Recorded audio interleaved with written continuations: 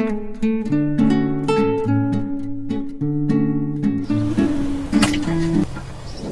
Friends, welcome to Mahathi Siren channel.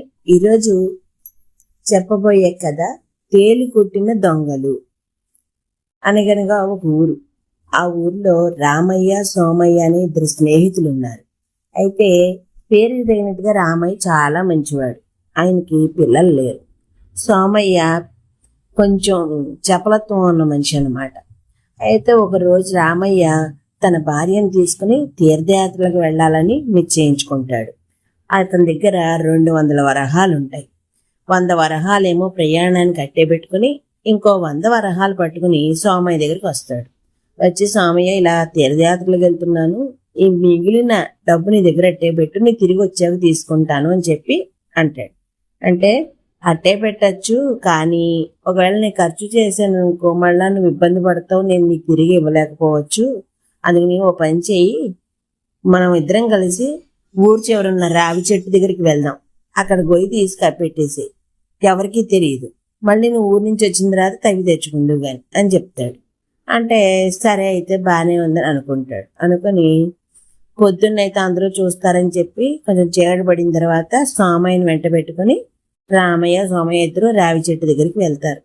వెళ్ళిన తర్వాత శుభ్రంగా చెట్టు దగ్గర తవ్వి ఈ డబ్బు అందులో పెట్టి కప్పెట్టేసి ఇద్దరు మళ్ళీ తిరిగి వచ్చేస్తారు.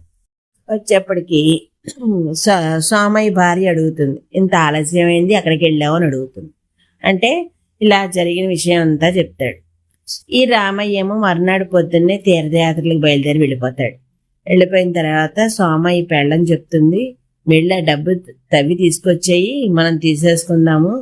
రామయ్య తిరిగి వచ్చిన తర్వాత అడిగితే ఏమో మాకేం తెలుసు అని చెప్పచ్చు, ఏం పర్వాలేదని చెప్పి అంటుంది. ఆమె అలా అన్నాక వీడికి కూడా కొంచెం ఆశ పుడుతుంది. ఆశ పుట్టి సరేనని చెప్పి వెళ్ళి ఆ చెట్టు దగ్గర తవ్వేసి 100 వరహాలు పట్టుకుని వచ్చేస్తాడు.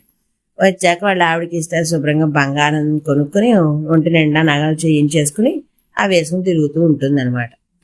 కొన్ని రోజులు గడిచిన తర్వాత రామయ్య ఊళ్ళోకి వస్తాడు. వచ్చిన తర్వాత ఆ చెట్టు దగ్గరికి వెళ్ళాడుగా, అక్కడ బంగారం, వాడు దాచిపెట్టిన ధనం కనబడదనమాట. ఇంక వాడు వెంటనే ఏం చేస్తాడు, నేరుగా ఆ ఊరి న్యాయాధిపతి ఎవరున్నారో అతని దగ్గరికి వెళ్తాడు. వెళ్ళి జరిగిన విషయం అంతా చెప్తాడు. చెప్పిన తర్వాత ఇలా జరిగింది, నన్ను ఏం చేయమంటారు అని అడుగుతాడు. ఇప్పుడు నువ్వు వెళ్ళి అడిగినా కూడా సోమయ్య నాకు తెలియదని చెప్తాడు, నీ డబ్బులు అయితే రావు, అందుకని నేను ఒక ఉపాయం చెప్తాను, అలా నువ్వు చెయ్యి, నీ డబ్బులు నీకు వస్తాయని చెప్తాడు. అంటే సరే అని అంటాడు. ఆ న్యాయాధిపతి రామయ్యకు ఒక ఉపాయం చెప్తాడు.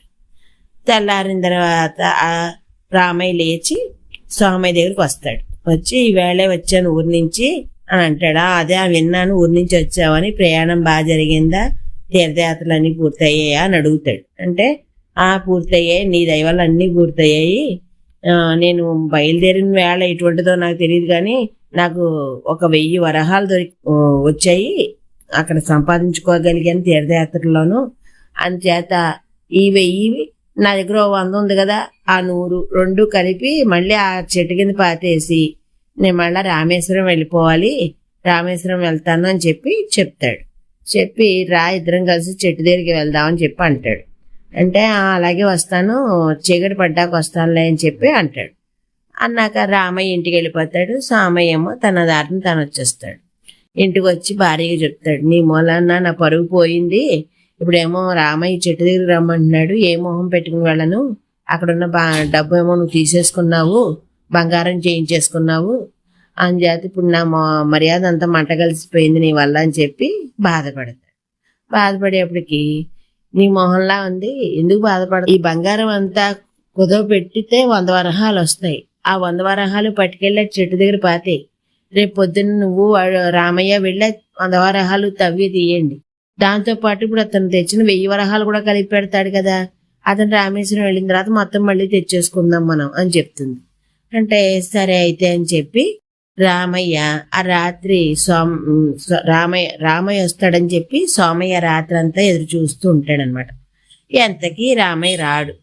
ఇంకా తెల్లారిన తర్వాత సోమయ్య ఏం చేస్తాడు, రామయ్య ఇంటికి వస్తాడు. వచ్చిన తర్వాత ఏంటి రాత్రి వస్తా ఉన్నావు కదా రాలేదేమి అని అడుగుతాడు. అంటే లేదులే, నాకు రామేశ్వరం ఇప్పుడు వెళ్ళడం వీలు పడదు, అందుకని ప్రయాణం ఆపుకున్నాను. అందుకే రాత్రి మళ్ళీ నిన్ను లేపి ఇబ్బంది పెట్టడం ఎందుకని నేనే వెళ్ళి ఆ చెట్టు దగ్గర తవ్వి నేను దాచిపెట్టిన 100 వరహాలు కూడా తెచ్చేసుకున్నానులే అని చెప్పి అంటాడు. అనగానే ఈ సోమయ్య గుండెల్లో గుబేయమంటుంది అనిపించి ఇంటికి వచ్చి ఇలా బోధి బొమ్మను ఏడుస్తాడు. ఏమైందంటే, ఇలా నువ్వు చెప్పినట్టే బంగారం కుదవ పెట్టి పట్టుకొచ్చాను, ఆ డబ్బులేమో వాడు రాత్రి పట్టుకుపోయాడు, ఇప్పుడు మన బంగారం పోయింది, మనం తీసుకున్న డబ్బు పోయింది, అన్నీ పోయాయి మనకని చెప్పి ఏడుస్తాడు. ఏడ్చేపటికి ఏమంటుంది, అలా ఎలా తీసేసుకుంటాడు, అది మన బంగారం కదా, మరి మన బంగారం మనం కుదవ పెట్టి మరీ పెట్టాం, అది 200 వరహాలు కిమ్మత్తు ఆ బంగారం అంతాను, అది 100 వరహాలకి పెట్టొచ్చావు నువ్వు అని చెప్పి అంటుంది. అంటే మరి వాడు 100 వరహాలు నువ్వే కదా దుబ్బేమన్నావు అని చేత, ఇది వాడు తీసుకున్నదేను, మన డబ్బు కాదు, అది చేసిన దానికి అనుభవించాలని చెప్పి ఇద్దరు కూడా తేలి కుట్టిన దొంగల్లా నోరు మూసుకుని కూర్చున్నారనమాట. ఇది కథ. ఈ కథలో నీతి ఏంటంటే, పరాయి సొమ్ముకి ఎప్పుడూ మనం ఆశపడకూడదు. ఆశపడితే మనం దాచుకున్నది కూడా భగవంతుడు పోగొట్టేస్తాడు, దగ్గరుండి మనకి నష్టం కలగజేస్తాడు. అందుకని పక్కవాడి సొమ్ముని పాములా చూడాలని చెప్పి దీని నీతి. విన్నందుకు ధన్యవాదాలు.